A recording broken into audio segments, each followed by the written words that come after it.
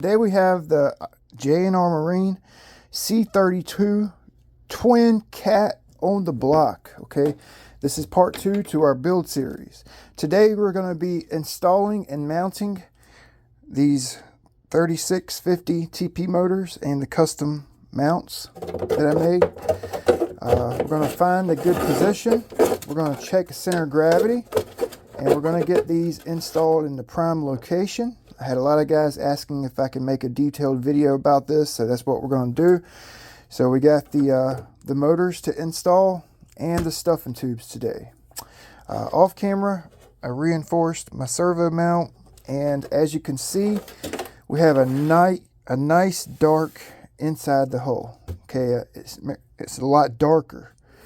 So what I did is I used some thinned out epoxy with this charcoal black pigment in the epoxy, and I took a big wide paintbrush with my epoxy pigment and I thinned it out almost like a water, you know, and I took that epoxy, pigmented epoxy, and painted it everywhere. I'm talking from here all the way to here, as far as I could reach up front. The whole transom has been done, and I painted it on, and then I took a couple paper towels and wiped it all off.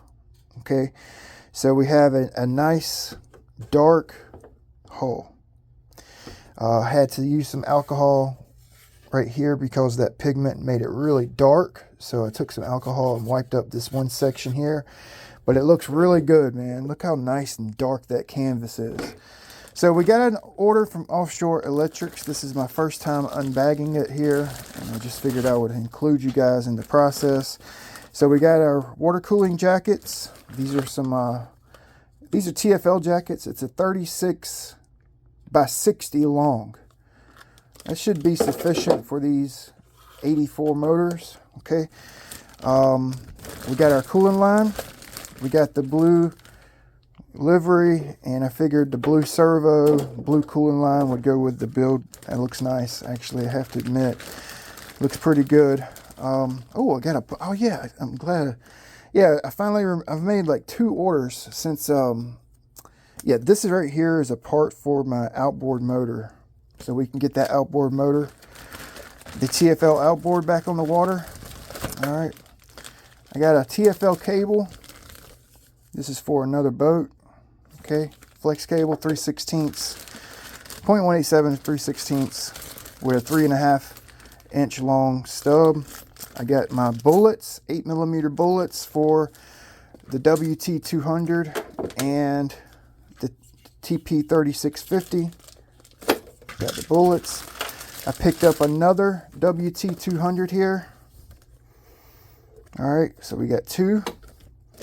And I got my my connectors. That's why I haven't installed the through hole for my steering. I wanted to get the right connector, so I get the angle right here. So that's a 2mm rod connector and some black exits. I want it with black. Okay, extra large water exit. All right, so yeah, we got the order. Let me get all this put away, and we'll get back at the build. All right, so right now we can actually check center of gravity on this boat since we have both of the ESCs now. Oh man, these ESCs look so good, man. I think these are going to be good speed controls for like a stock Zonda, a budget ESC, a budget 8S ESC. Stock Zonda, I consider getting a set for my Animal Twin, you know. Yeah, these are, yeah, I like them. I like these ESCs. So let's get both motors installed here. Got the servo in, both motors, about where they're going to be at. Okay, so this is going to be a 6 and 8S twin. Mainly we'll run it on 6S, and then we'll run 8S when we top it out. So I have a set of 10,200 milliamp. Okay, these are some big packs. So we're going to put them right here. Let's see what the CG looks like. Actually, let's weigh the CG. So these are 3S packs. So we're going to go 3S, 3S each side for 6S total, series to parallel. That's what we're going to do to keep it light. So let's get a measurement for CG. So I just marked 36% and 40%. So if I remember right, 40% of 32 inches pulled from the transom or the back of your ride surface, not the overhang, pulled from the transom is 12.8, and then 36% of 32 is 11.5. Okay, so 40% for speed running, and I would think 36% should be good for oval bash. All right, so okay. All right, let's get these motors. I got these stuffing tubes pre-cut. There's no magic number. It's just where I wanted to place my motors. So I pre-cut my stuffing tubes exactly the right length. I'm going to leave my overhang back here and get my motors positioned pretty much exactly the same on both sides. And then I'm going to get my batteries pushed forward. Dang, these batteries are almost too big for this boat. Too wide. Okay, so that's 38% right there.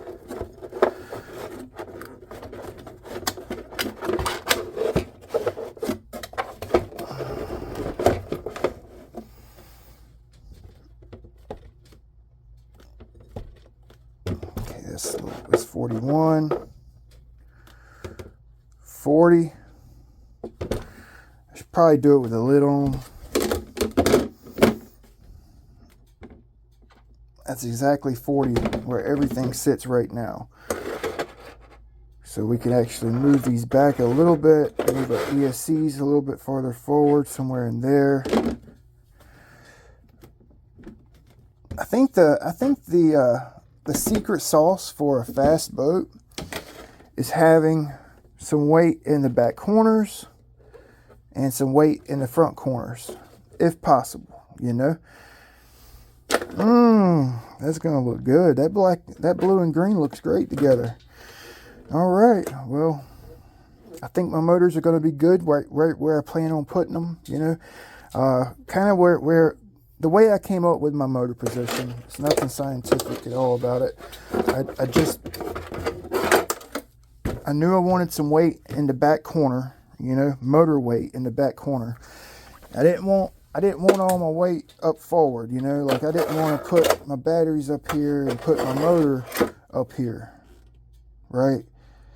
Because I know the single, it liked a 36% CG doing ovals and up to 40%, no farther than 40%. It did not like 41, 42. It just didn't. It would steer on the sponsons and it would barely get on plane with the single. So I was thinking, you know, if I put my motors back here, you know, that would keep some weight in the back corner for stability. I wanted them far enough back so that I can get in here and work without being too cramped up. I wanted to keep my flex cable relatively short. That was one reason I wanted to keep them back here. Less rotational resistance, less cable, shorter cable. Typically the motors have to work not as hard, you know, with the shorter cable. And yeah, I think it's just a better looking setup, to be honest with you. And then all this, we can use all of this for center of gravity, you know. Yeah, all right, well, let's get this thing together. Damn, that jacket fit like a glove. Come on. Oh, she's starting to come together a little bit. Yeah, so we're gonna get these motors mounted up, and I just finished up making a couple stuffing tube mounts. Nice thing about this style mount, you can run it up and down the tube to get the height, you know. So I kind of made mine about the right height where it needs to be at. So I make the hole a little bit larger so that I can actually put my mount at an angle, you know, and that will kind of, the angle will lock it onto the tube, right? So my tube's coming through the hole. There's no real science to it, man. I mean, I think a lot of guys tend to make mounting motors in a twin a little harder than it needs to be. They don't have to be perfectly straight, you know, with the keel of the hole or the sponsons. They don't have to be straight. You can angle them. It's not going to hurt a thing, you know. You can angle them this way. You can angle them this way. Hell, you can angle them that way if you needed to. As long as the motor lines up perfect with the stuffing tube and you get the motors pretty much the same angle on each side, which is the tough part, you know, because you're dealing with an angle top to bottom and then you're dealing with an angle side to side. So it's actually really hard, and you have to babysit them throughout the dry process to make sure you have the next 3 or 4 hours free, because you know you'll be like, oh, that looks good, and then you'll be like, oh, that one needs to be angled a little bit, or you walk away and it moves, you know. So you really need to make your mounts tight in the hole, like I did. See how I had mine so that I can wedge them in there, and it'll kind of hold the motors in place. This one is the same way once I get it into its position. The bend on my tube, I put my motors in, I put my tube in, and I come in here, I put one bend like right in here, and I put another bend like right here. So it's 2 bends to make one decent bend. I could have made a gradual bend, but I found whenever I put a minute bend like this in my stuffing tube, I don't get as much cable whip. So we should have a pretty smooth drive line, you know. See how that cable pretty much straight in that stuffing tube? It's just got a little bow in it, and that's just to reduce cable whip. So all I did whenever to bend my tube, this is a K&S tube right here. It's just a scrap tube that I have, and I want to show you guys the difference in an American K&S tube and a Chinese tube. So the American tube, brass tube, you can go in there with your hands carefully bend a bend in it. You see that?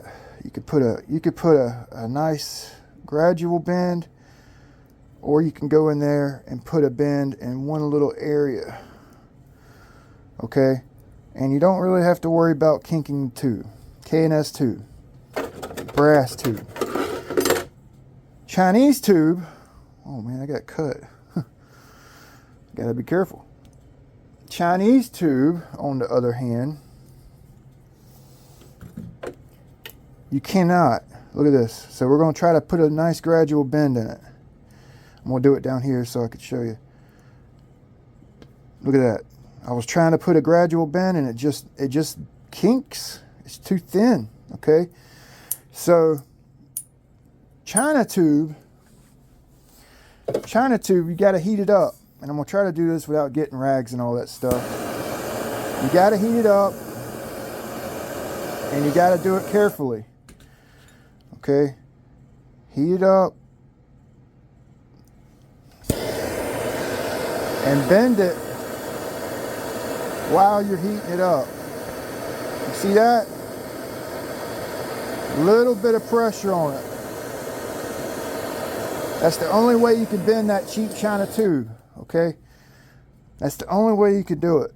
You can also heat up American tube, okay? I try not to, because it actually weakens the material, and then you have to anneal it and reharden it. But you can heat up American tube as well. Don't just do it on one side. You got to do it all the way around, and it'll bend for you. You see that? Okay. Now this is just a scrap piece that I just wasted for you guys, so it deserves a like. That was probably $5 in material. That deserves a like. So that's how I bend my tubes, y'all. No, I don't use tube benders. I don't use water. Some guys fill their tube up with water or something and freeze them, crimp the ends and freeze it. Some people put sand in them. A little bit of heat and you bend it so gently, you know, and it should work out for you. All right, so I'm gonna go ahead and get my other stuffing tube mounts in, and I got a couple of old cables here. All right, and we're just gonna stick this cable in, run it into our collet, and that's gonna be our alignment tool. I'm not even gonna put my stinger on, there's no point. And we'll just try to get this as close as we can to match up on both sides. And then what we'll do, once we get the motors mounted, we'll specifically bend the stuffing tubes for each side. Epoxy dam holes drilled out. I went big with them, so epoxy goes into those holes easily. That's what locks it in. I didn't measure it. I just took my hand drill on a piece of wood and drilled through, okay? Easy. It's so funny. You see guys like mark each one of these holes for the epoxy dam and drill them out perfect. And then, I mean, you just put epoxy over it, you're never gonna see it. So just drill them. I kept my carbon dust, okay? This is a tip for you guys. If you guys don't want to add a pigment to your epoxy to get that nice dark color, just save your epoxy shavings. They got to be clean. You can't have wood or anything like that in it because it'll show it in the epoxy. But this will, I actually put some in this. It will dye the epoxy blacker than black, you know. Just a little tip for you guys. And I'm sure this carbon will act something like a milled fiberglass, a milled fiber, just a homemade dye for you guys, okay? Natural from the carbon fiber. All right, so I'm gonna clean up these two holes here. Probably just use this guy right here.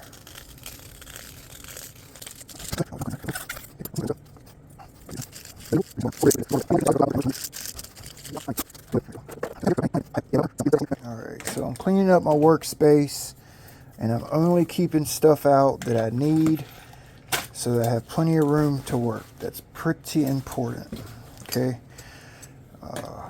Don't want a bunch of crap out that's going to get in your way while you're trying to set up a couple of motors, okay? I'm doing my groundwork now. All right, everything that needs to be done beforehand.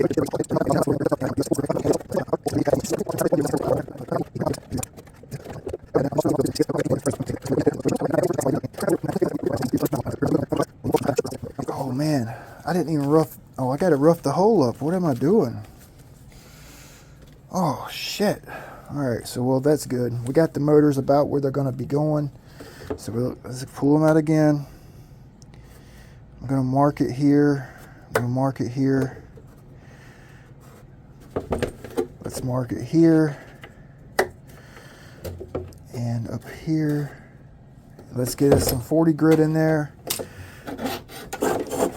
Okay, we'll get us some 40 grit on that line and get it kind of roughed up and cleaned up. All right, so I'm going to put some milled fiberglass in here. It's a good thickener. It doesn't make the epoxy quite as sticky as the Cabasil. Cabasil, it makes it like a glue, so it's real sticky. So I actually have equal parts, and I just added some more milled fiberglass, so there's a little bit more milled fiberglass than Cabasil. Actually, let's go equal parts.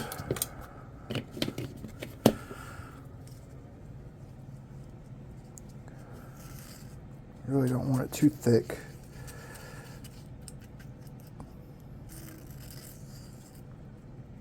Yeah, that looks pretty good.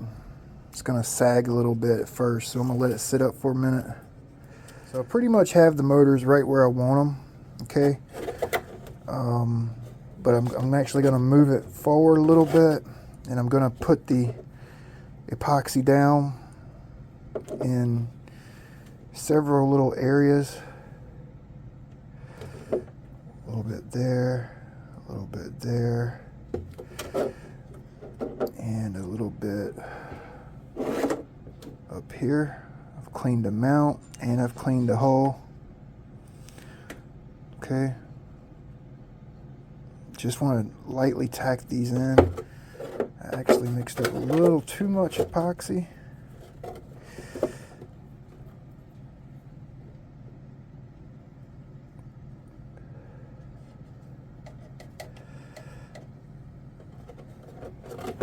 Okay, so I'm just going to kind of, I put a little glob on there, and I'm just going to kind of move my mount around so I know I get epoxy on both parts. And I got a little bit where I don't want it, so I got me some alcohol here and a cleanup brush ready.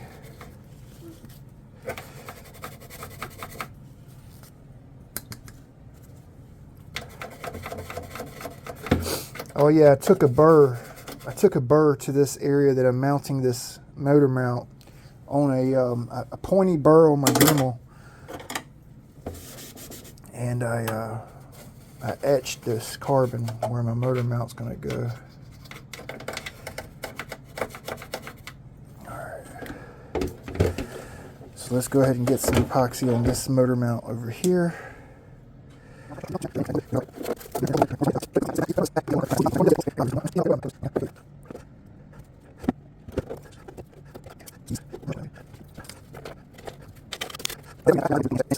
So I've pretty much got the motors where I want them, okay, and I'm going to show you a couple little things that I did to help me.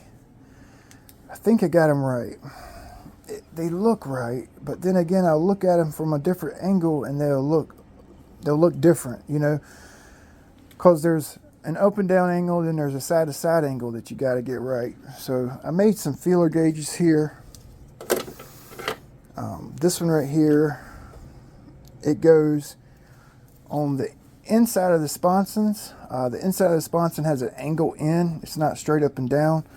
So I cut an angle for the inside, and then I rounded it for the roll off on the carbon. This one here, I basically put it in there, and then I rested on the lip up here, and the motor's pretty much touching. And then I came over here. Gotta be careful, I don't want it. And it's touching over here, you know. So that's one way I was kind of made me a filler gauge there. And then I took this same piece of wood, I cut it to length, and I put it on the back of the mount back here, and then I marked right there. I marked over here. I pulled a measurement. That measurement is the same on both sides.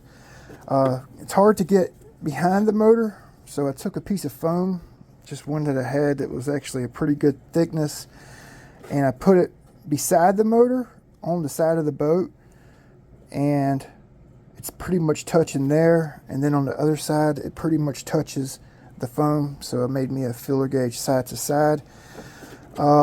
This right here, this is the first one I made. You guys see me do this. This is for front to back measurement on this inside mount piece here. It's touching on the front side, touching on the front side here. Let me get you guys a measurement just in case you want to copy this motor position. It is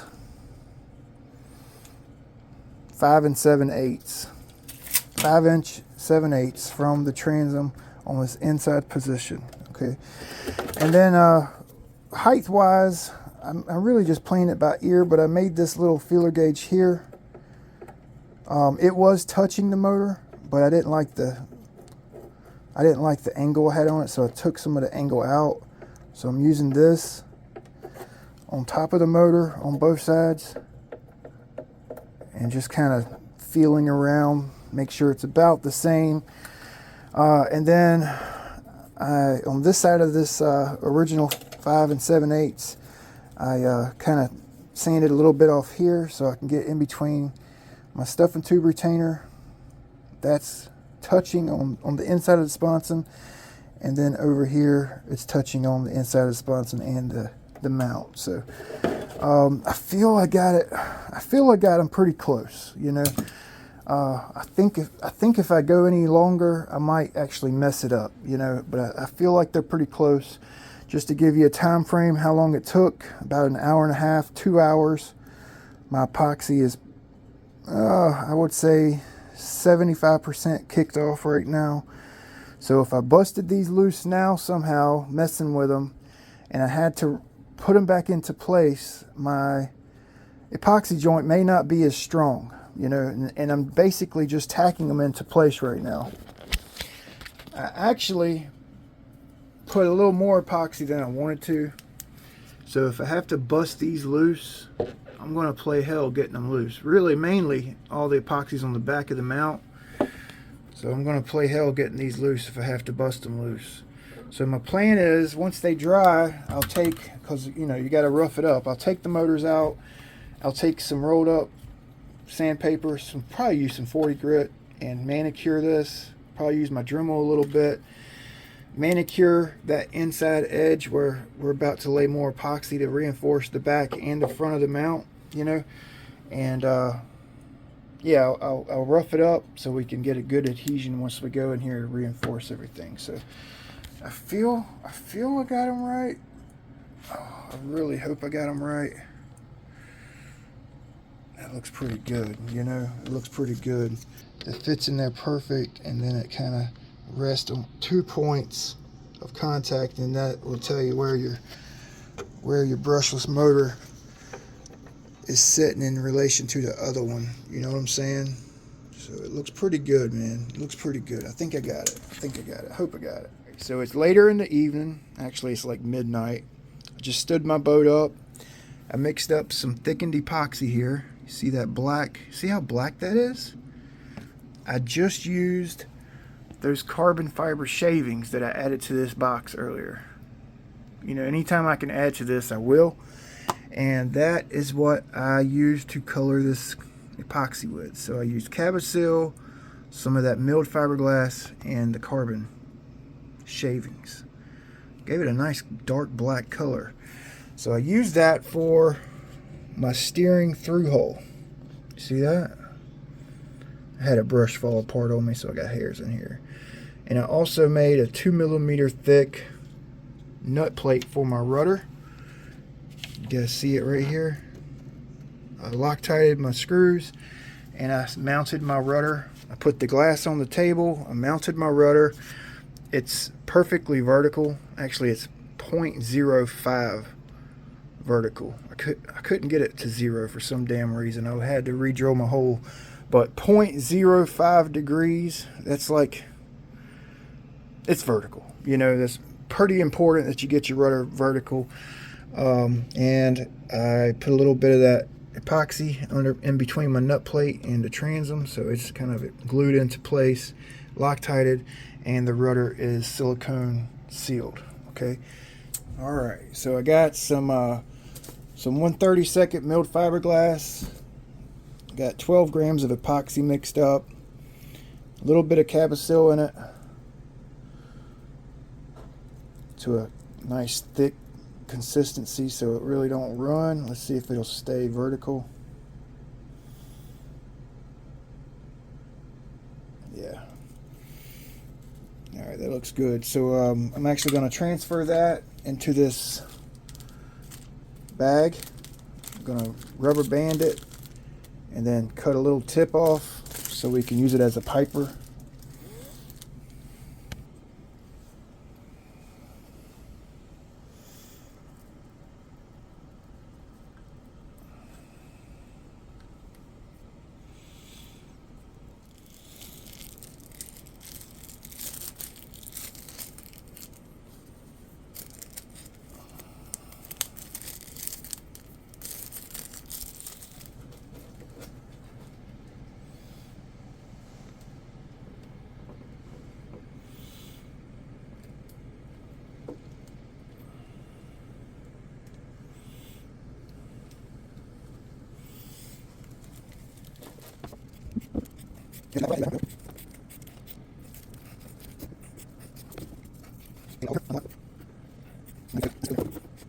Alright, So I got the forward section of my mount reinforced, and I just mixed up a new batch of epoxy. It's the next day.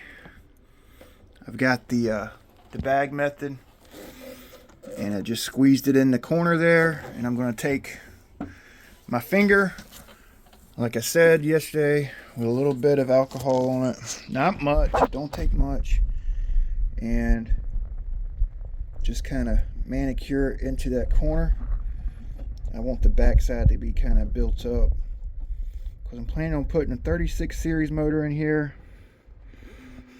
and a 40 series motor later on, so this needs to be done right.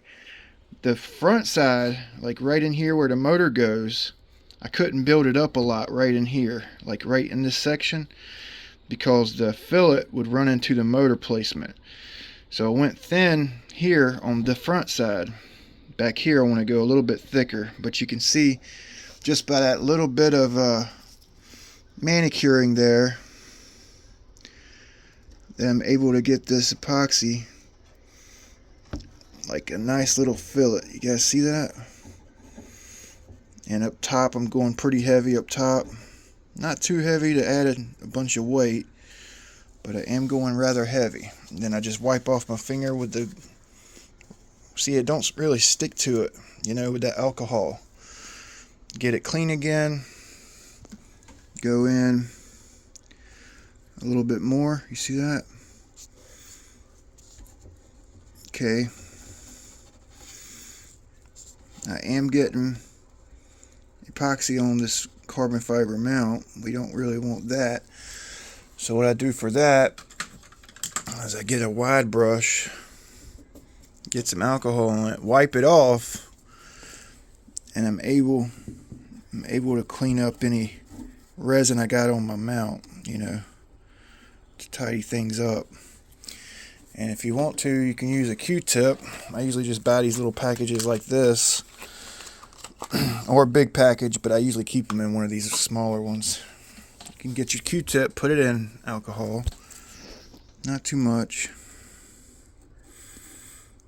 and you can manicure it with a Q-tip. But I feel I get a little bit better. Yeah, you see what I just did? I start shaking when I use those Q-tips. I feel like I get a little more control with the alcohol on my finger. Yeah, it's a little more controlled for me, you know.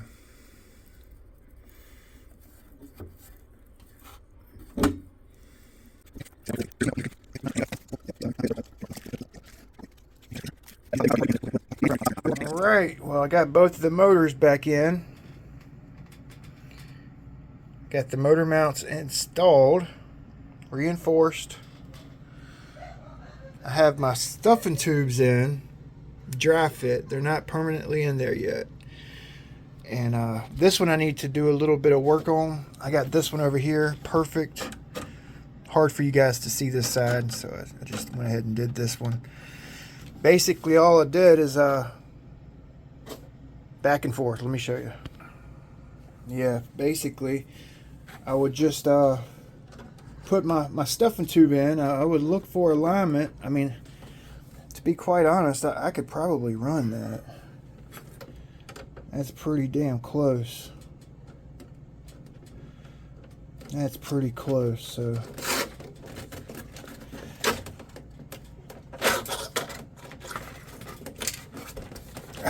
Basically, put it in, dry fit it. I pull it out. I put a little bend in it where I think it needs to be.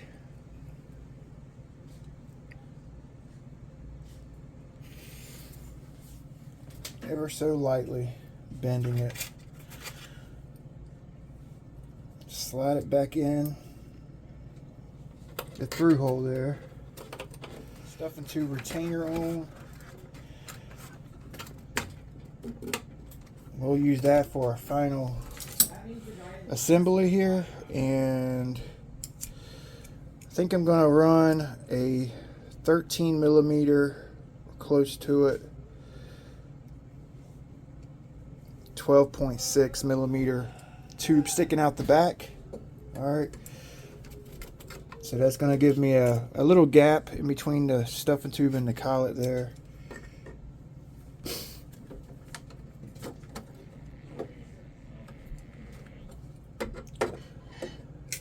Alright, then I put my tube back in, put my flex cable back in, and I basically spin the stuffing tube and find my alignment, and that looks pretty good right there. Actually looks really good.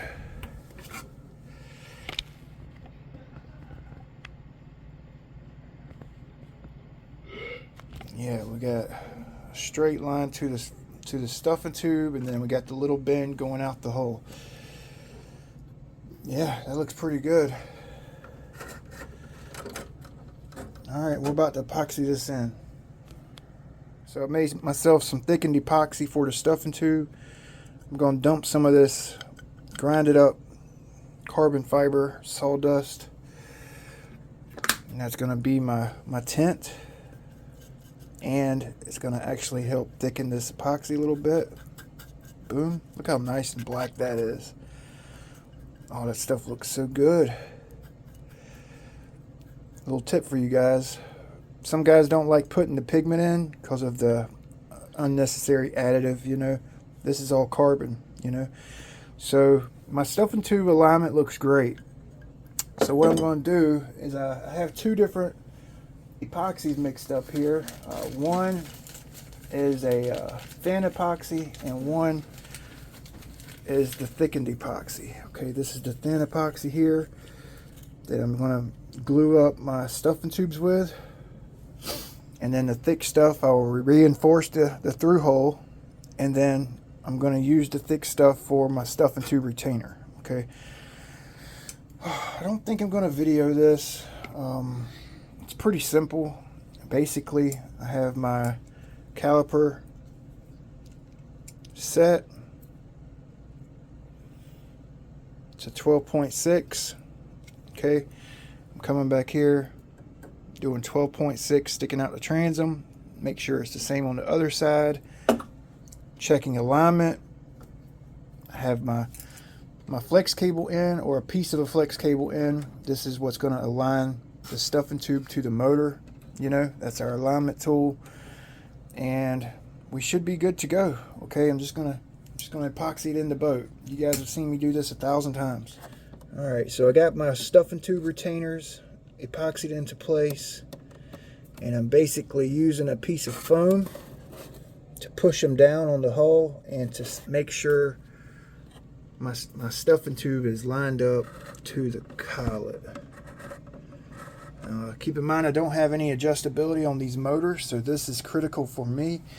Hindsight, I wish I would have made an elongated hole on my motor mount so I can slide them side to side, or up and down, or purchased a adjustable stuffing tube mount here, so it would have been easier to adjust if I had misalignment now or later. But since I don't have any adjustability here, and I don't have any adjustability here, when I put this motor in, it should, in theory, go in, line itself up every time. That said, I'm making really making sure this is on the money. You know, I have one over here as well.